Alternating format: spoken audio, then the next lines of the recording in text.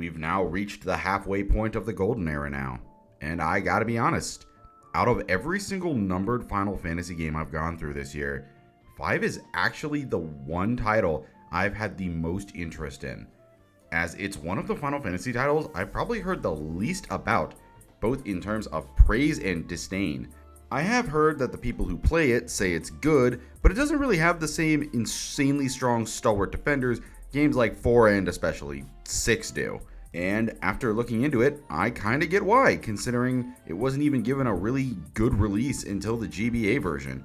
Yeah, it was on the PS1 with Final Fantasy Anthologies, but that translation for the game was just horrible and not even worth remembering. But despite its treatment of being essentially what is known as the red-headed stepchild of the series, after playing and beating the game, this actually might be one of my favorite Final Fantasy games in terms of gameplay. But what did I love about it? Why did I love it so? What did it fuck up on? Well, how about we get into the video to find out. Welcome to my review of Final Fantasy V and just how awesome it was. As it normally goes with these reviews, let's start things off with my pros for the game. First off, I quite like the game's graphics. Now, in order to review Final Fantasy V, I decided to play the GBA version for this video. Something that I was originally going to do with 4 due to wanting to revisit my childhood, but I ended up going with the PSP version to finish up the PSP trilogy. And I had already planned for Final Fantasy VI to be the Pixel remaster. So I wanted to give some love to the GBA versions at some point. Plus, for the longest time, the GBA version was the definitive version, and after finishing it, I can see why. The GBA version of 5 does such a phenomenal job modernizing it for the handheld console. Characters and enemy sprites, not to mention all of the towns and especially the dungeons, look great on the screen. Honestly, to be real here, 5 may have some of my favorite dungeons so far in terms of pure design aesthetic. I'd argue it beat out 3 in terms of that at this point. They all look great on screen, and some of my favorites to go to were the Northern Mountains because it just looked really cool. Plus the poison flowers there were a nice touch. And the Library of the Ancients, considering I don't think I've seen many games utilizing a library setting for a dungeon. Do any come to mind? Oh dear fucking god, never mind. But out of all of them, the single best area in the entire game is Exdeath's castle. As it starts out as this generic villain's castle, you know, you do. But halfway in, you end up removing this illusion magic on it. And it's revealed to be this metal as fuck looking hell castle made out of literal moving flesh and beating hearts. It's super fucking disturbing in the absolute best way possible. And it actually ties well into Exdeath, but we will get to that later. For now, let's end our talk about graphics and get to gushing about the best part of 5, and that is easily its combat. Now, if I were to describe the gameplay of 5, it would be like if you took the ATB style of combat introduced in 4, then took a juiced up, super improved version of 3's job system, and mix them together to create one of Square's most accomplished combat systems basically ever. And I genuinely mean that it is a juiced up version. Not only is the amount of jobs you get in 5 in comparison to 3 pretty much doubled, with the addition of all sorts of creative ones like the Mystic Knights, which are no longer Dark Knights. There's a whole thing there, it's confusing. Anyways, a pseudo warrior mage mix thing that lets you fuse elemental properties to a sword for extra damage, chemists that focus on item management to create powerful buffs to your party, blue mages that let you learn enemy moves to use in battle yourself, beastmasters who have this really fucking adorable little thing that I never used, and several more to just use as much as you want. Of course, that's not the only difference in terms of the job systems in this game, because job levels got an overhaul as well. Now in 3, the job levels were mostly just used as a way to strengthen your selected job as you climbed all the way to level 99. And while that's partially there in 5, Square had the genius idea to not only change up the system so that job levels cap around levels 3 to 8, but its biggest change to the job system is the chance to learn extra abilities with every level your job gains. An example of this is maxing out the Red Mage class, allowing you to learn the Dual Cast skill, which lets you cast 2 spells at a time to dish out more damage or heal more. Another is leveling up the Night Job class that lets you learn the Two-Handed passive skill, where you can drop the ability to equip a shield in order to severely increase your attack power. Or that Thieves can learn the passive that lets them see hidden passages to treasures or areas. Or Geomancers getting a passive, avoid pitfall traps to avoid backtracking. And so many more. It had so much customization and pure replay value to it all. It's the first Final Fantasy since like the first game where I've wanted to restart once I've beaten it to try out new job classes. Because I know for a fact I barely fucking scratched the surface. And God, it makes me so curious on what else I could have learned. But what if I told you that's not it? And it isn't even the best part of that section of gameplay.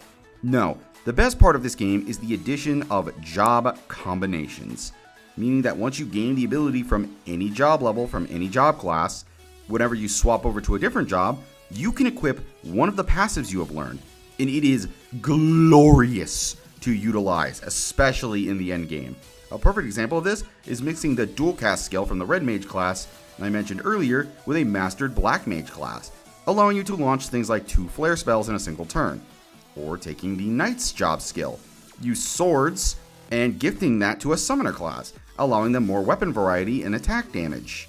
You can give Knights the Monk's ability to focus and counter. You can give Berserkers dual wielding. Hell, Freelancers don't have a set skill, so you can give them 2 different jobs to fully bring out the job system potential.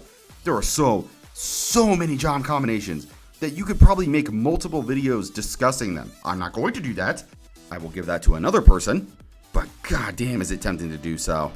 It genuinely just blows my mind that Square were able to outdo themselves more and more in the gameplay department than I ever thought possible with this era.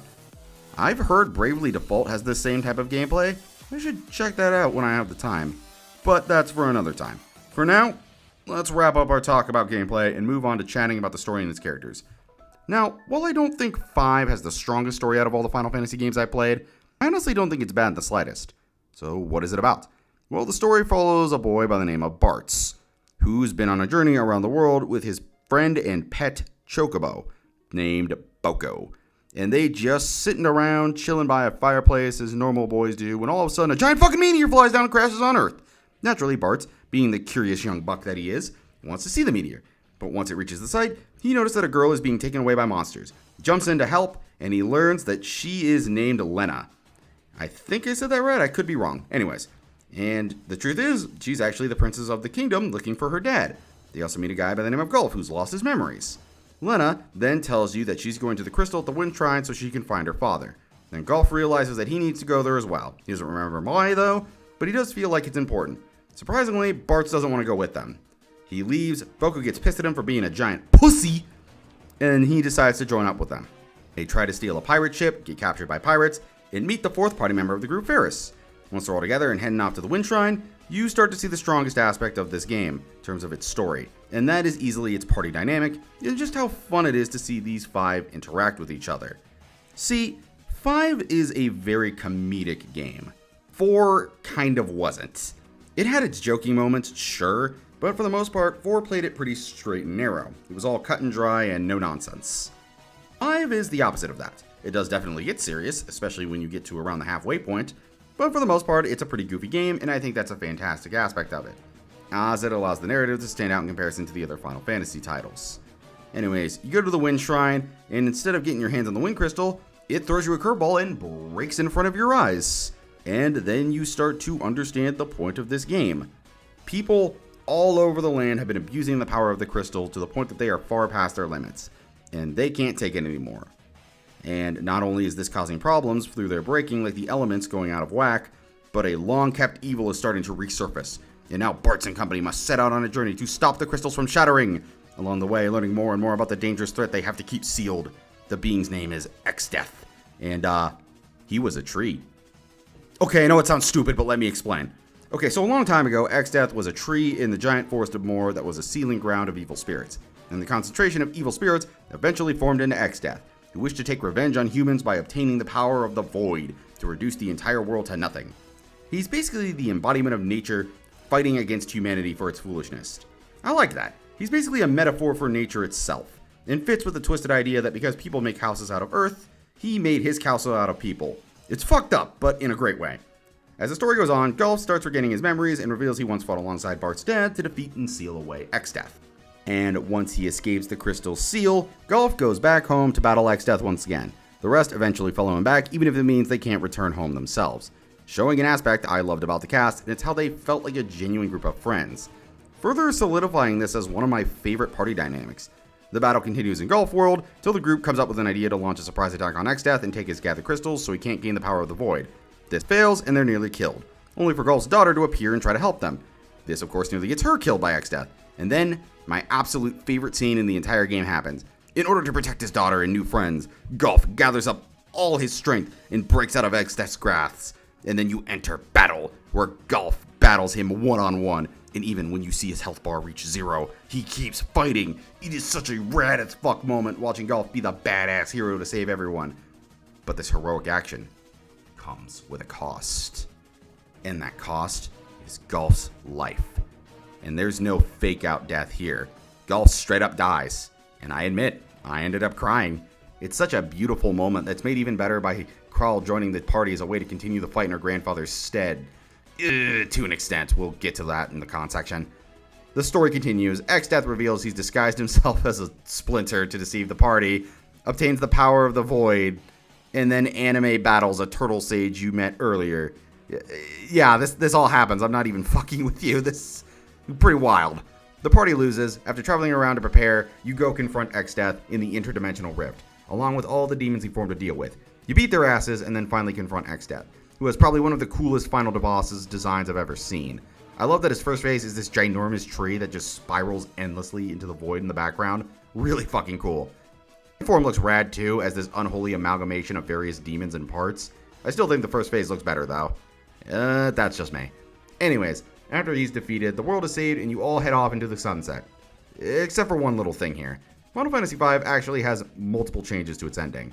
See, depending on who survives in the final battle with Exdeath, the final cinematic will change to fit the fact one or more of them didn't make it back. An example of this is Bart's pet Chocobo having kids with his wife. And if Bart didn't make it back, he wouldn't be there for the birth and he'd be sad. He died with a happy ending, but I still think it's kind of cool the final scene changes due to that.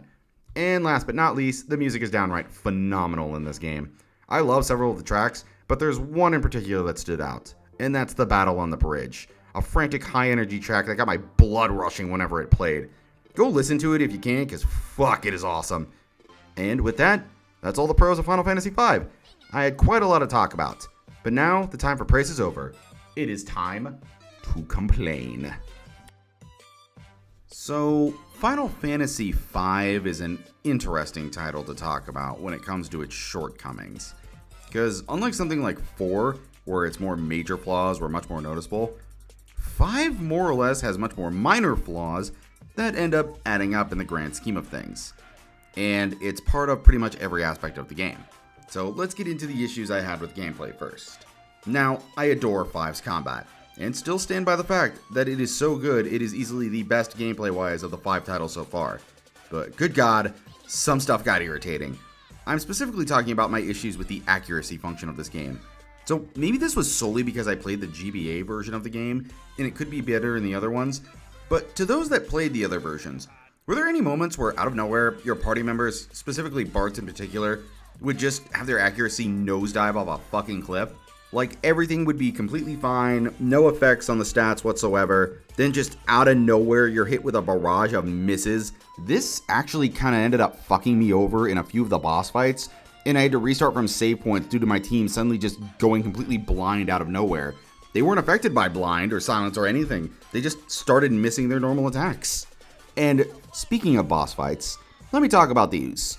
Now, most of the bosses in 5 are amazing. They do a much better job of utilizing the job system to its fullest in comparison to 3. But there were some bosses I particularly wasn't a huge fan of. The first was the Dragon Grass boss. A boss that has pretty high magic resistance, so you have to rely on physical attacks more. It's a great idea and very fun if you have a monk class at the ready. The main issue with the fight are the mini plants, not because they're unkillable or too OP, but more that they just come back way too fast. They should have been spread out a bit more time-wise. There's this big group of bomb enemies that you have to defeat, and at first that doesn't seem too bad, but the fight's made way more annoying due to the fact that they can just cast Arise to bring their party members back. And if you know me, you know I don't like when bosses can do that. And finally, the bosses at Fork Tower can absolutely fuck you over if you don't choose the right party members. The Fork Tower bosses are boss fights where one is resistant to physical attacks, while the other resists magic. So if you send in a team that's focused on the wrong build, you're fucked and have to start the whole tower over. A couple of these fights are made a bit more difficult, mainly due to them taking away your party members, which is pretty fucking annoying if I'm being honest. But even with my complaints, these fights aren't horrible, just less fun than the others. Other than that, no other complaints about gameplay. So let's get into story and characters next. Now, I don't really have a lot to complain about with either. The story is fine, I guess. It works for what it is. It isn't as grand or memorable as I think games like 4 and now 6 are. And I think that's mainly just due to the cast. I like Five's party, but to be honest, they're all pretty static. They're fun to watch interact and are funny, but none of them really grow much as characters or change.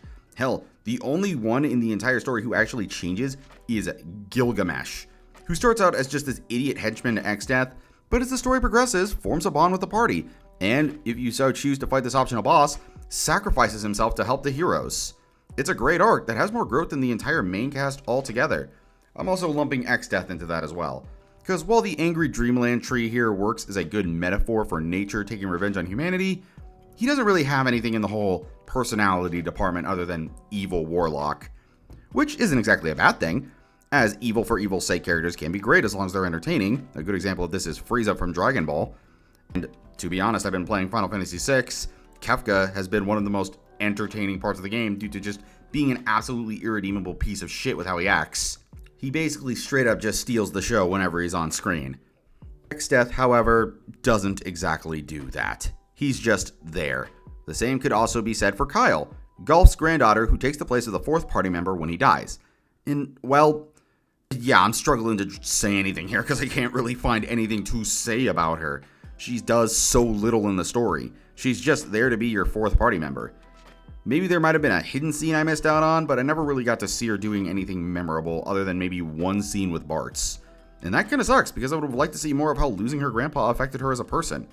At most, we get 1 or 2 scenes and that's it. What a missed opportunity. Other than that though, I've got no more complaints. So let's get into my final thoughts on the matter.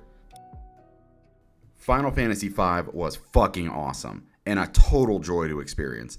Yeah, it definitely stumbles in certain areas, especially in terms of story, but it more than makes up for it in terms of gameplay and whatever else it excels at.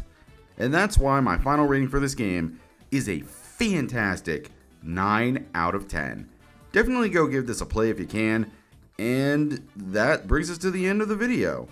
Thank you all so much for watching. If you liked what you saw here, be sure to leave a like and a sub down below, and go ahead and leave a comment down below if you want to chat or just want to help me in the algorithm so I can please the mighty algorithm gods. That's all, folks. Have a wonderful day, and I'll see you next time for more RPG content.